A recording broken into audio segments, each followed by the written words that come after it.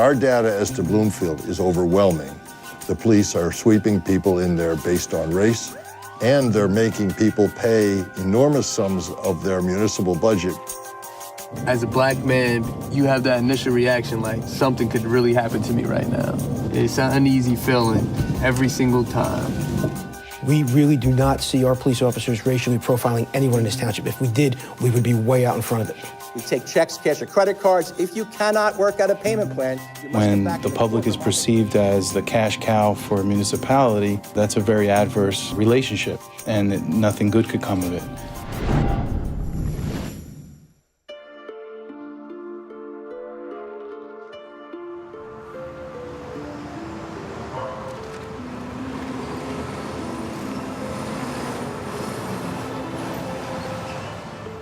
So you got a couple of choices facing you. First is to work out and negotiate a plea, which is agreeing to something that isn't true, and you got to pay court costs. It's a practical solution that works, but doesn't make anybody happy, except maybe the police department. Yeah. Second is tell them no plea, set me down for a trial later. The cops have charged you with something you say didn't happen, and I completely believe you. But, you know, it's the state court system. Don't put too much faith in it. This is Bloomfield Municipal Court in Bloomfield, New Jersey, and a group of students from Seton Hall Law School have selected it as the focus of a study about how the police collect fines, but crucially, who do they collect the fines from? All rise. Good morning, please be seated. You are here today because you already have received a motor vehicle complaint, a criminal complaint, or a notice to appear. This is Professor Mark Denbo and some of the students conducting the study. They're among the few white people in the room. In the 4 weeks they've been taking notes on the race of the people appearing in traffic court, they've noticed that most are black or Latino. But Bloomfield is a majority white township, so why the discrepancy? All fines and penalties are due today. You leave the courtroom the same way you enter the courtroom. The wall to my right, there's a hallway, and there's a payment window at the end of the hallway. We take checks, cash, or credit cards. If you cannot work out a payment plan, you must come back in the courtroom. I'll make a determination as to whether you meet the standard for time payments. Ever since Ferguson, police practices have been in the spotlight. But it's not just about the killing of unarmed black men. That's a huge problem, but much larger in scale are the thousands of day-to-day police interactions that often end in fines and set the tone of a department's relationship with the community. You understand, by pleading guilty, you're waiving your right to an attorney, you're waiving your right to a trial. The only thing left for me to do is impose sentence. You understand that? Take, for example, Brian Nina, a Bloomfield resident who police stopped even though he hadn't committed a moving violation. They told him it was because a woman had complained he was harassing her. But he ended up with an $87 fine for having tints on his windows. He was also ticketed for 3 other violations that were eventually dropped, none of which had anything to do with the alleged reason for the stop. Charlie Escobar?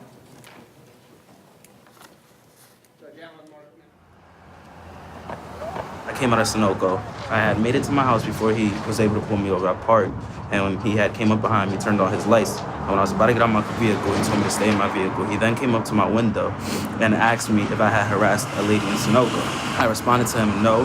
He then asked me for my license and went back to his car to check if I had any warrants or anything like that. He brought my license back, knowing that I didn't have any warrants, and then told me to step out of the vehicle. When I stepped out of the vehicle, he then asked me if I had marijuana in my vehicle. I had told him no, that I don't smoke marijuana. He then told me that he was gonna search my vehicle. So he searched my whole vehicle, didn't find anything. He went back to his car, and then he wrote me up about 5 summonses for my car. And I reported to Internal Affairs. I tried to go the right way about it, but no one really heard my case out, so I just...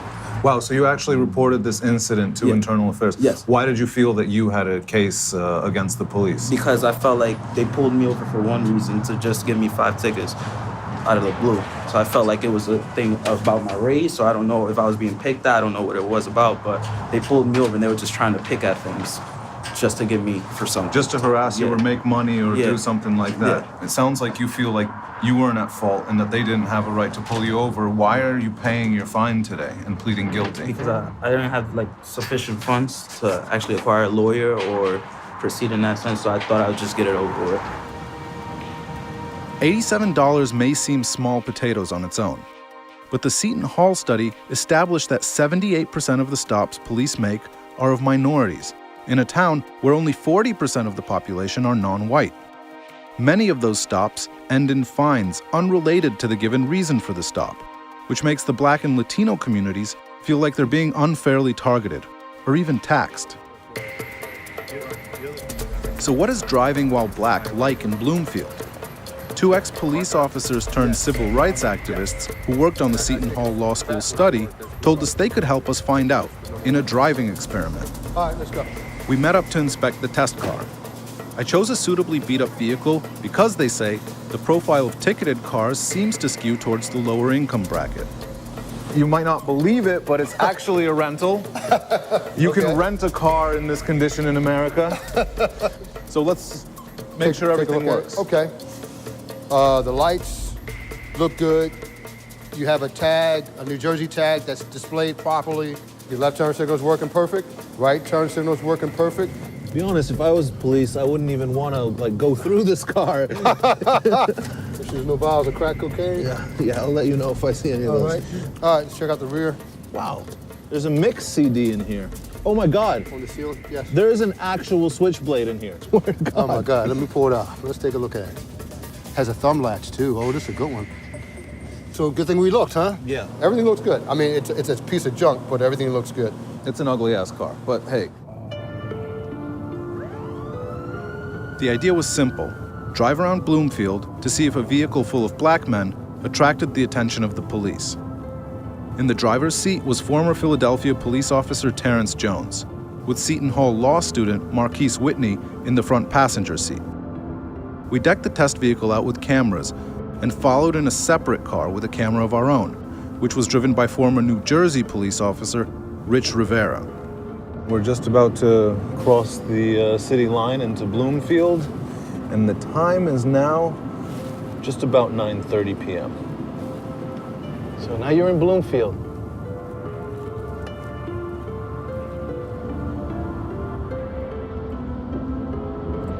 It didn't take long for us to see that the police were out in force stopping cars. Eventually, the police started biting. They followed the test car for several blocks. You got someone right behind you. Even as it made turns. There's a big SUV, please stop. Then, in spite of his plans to drive by the book, Terrence accidentally made an illegal left, giving the police a reason to stop him. Oh, he made the left. Sure enough, he was immediately pulled over and ticketed. All right, reason for the stop is you made that left turn. You can't make that left turn over there. The police had clearly followed the car for several blocks without any apparent reason. But in the end, there was a legitimate reason for the stop, so we continued the experiment. The real question is, why did he start following us from the get-go? And followed us for about a minute and a half. Onto side streets, not even main roads. Then, on Bloomfield Avenue, right next to the Sunoco gas station where the Seton Hall study showed that Bloomfield PD made the highest number of traffic stops, the test car was pulled over again. Told you. They just pulled us over. But this time, it was difficult to know why. How you doing, sir? All right. Can I help you? Yeah, license and registration, sir, please. Can you roll the window down for my partner?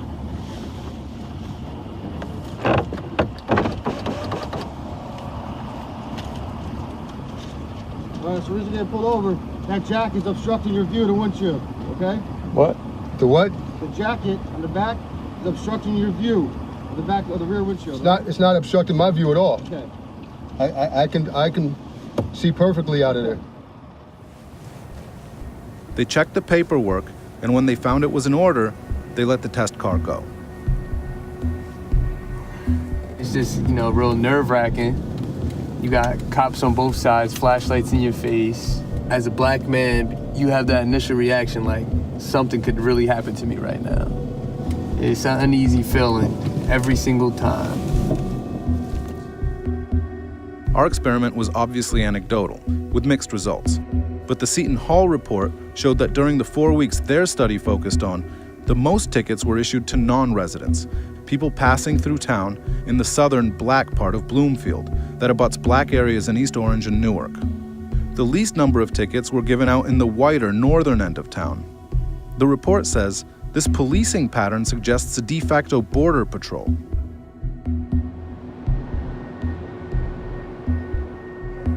Back at Seton Hall, the students meet with Professor Denbo to discuss their more scientific findings discovered over the course of their study. Our data as to Bloomfield is overwhelming. The police are sweeping people in there based on race, and they're making people pay enormous sums of their municipal budget off of the ticketing practices that were taking place. And what do you do when you go into the court? We go in and we just observe the courtroom. You know, we take down the data, names, ages, townships, what they're being charged for, whether there are multiple charges, whether they're being assessed court costs, race. For us, one of the most obvious signs that this is occurring is that people were being pulled over and given tickets for things like failure to provide their license or their registration without any reason for the stop. We did notice that certain tickets, you have to come to court. So even if it's a bogus violation, you still have to pay a court fee. So no matter what, sometimes we found that the fees were more than the actual violation. And all of the people that line up and say, you know what, I know I'm not guilty, I didn't do that, but it's a lot easier for me just to pay this and not have to miss work. It's a tax. It's definitely another tax that's been levied upon them. The report concludes that race-based ticketing is happening in Bloomfield. But another way to interpret the data is that police are focusing their work in areas where blacks and Latinos make up the majority of drivers, which in itself could be seen as discriminatory enforcement of traffic laws. We took these findings to the director of police in Bloomfield. What they found in their study is that the population of Bloomfield is 60% white, but 80% of the traffic violations are given out to black and Latino drivers. They want to know, where does that discrepancy come from? Is that racial profiling in Bloomfield? There is no racial profiling in Bloomfield at all. And I think if you look at the areas that the activity takes place, are the areas in our township where our criminal activity is taking place. And the area of the township that is predominantly white, there's very little crime. Maybe 10% of the entire crime in the town takes place in that area. Where our south end of the township, which borders Belleville, East Orange, and Newark, is where 75 to 80% of the crime takes place. So in deploying our resources and where our officers are going to conduct their patrols, they're going to conduct the patrols where the crime is taking place, where there's going to be much less patrol in the areas where there's no activity. I think to some extent we're talking apples and oranges here, because you're giving me the statistics for crime, so the racial breakdown of who's committing crime and where, and we're talking about traffic stops. We're talking about, you know, violations for not using your turn signal, for having a headlight out, for not having your driver's license on you. So, I mean, I think it's a stretch to call these kinds of things crime, which is why I'm asking, when so many minority people are getting tickets here, is it a case of them being worse drivers? No, I don't believe so. I mean, I pulled our motor vehicle stop data by race this morning before we did the interview to get it in real time, and we're at 1,814 motor vehicle stops for the year so far, and 576 are Hispanic, 573 white, and 574 African American. So it is pretty even across the board, and if it ever spikes, then we'll investigate why. Yeah, but what you just told me is really stark, because 60% of the population of Bloomfield is white, and only about 20% of the population is black. You just told me that the traffic stops are roughly equal between the white and the black community. So how do you account for that? Like I said before, it's basically where our police officers are deployed. There's a higher concentration of police officers in areas of the township where our crimes are taking place, and a much less concentration of police officers being deployed in areas where there's little or no crime. You don't accept the findings of the study, which is that the minorities are being disproportionately targeted in traffic stops in Bloomfield. Our officers, from what we see, and based on complaints and how we train them, we really do not see our police officers racially profiling anyone in this township. If we did, we would be way out in front of it. It turns out, this year, Bloomfield has for the first time instituted a computer system that tracks race in police work. And this new data seems to corroborate the results of the Seton Hall study. The police are saying this is a result of them being deployed to areas where there is more crime, which happens to be where blacks and Latinos make up the majority of drivers.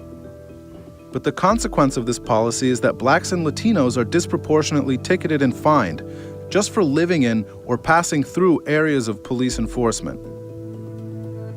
Maybe the answer here is for the police to focus more on the crime and less on the traffic violations, which are proving to be an unfair economic burden on a part of the community that can least afford it.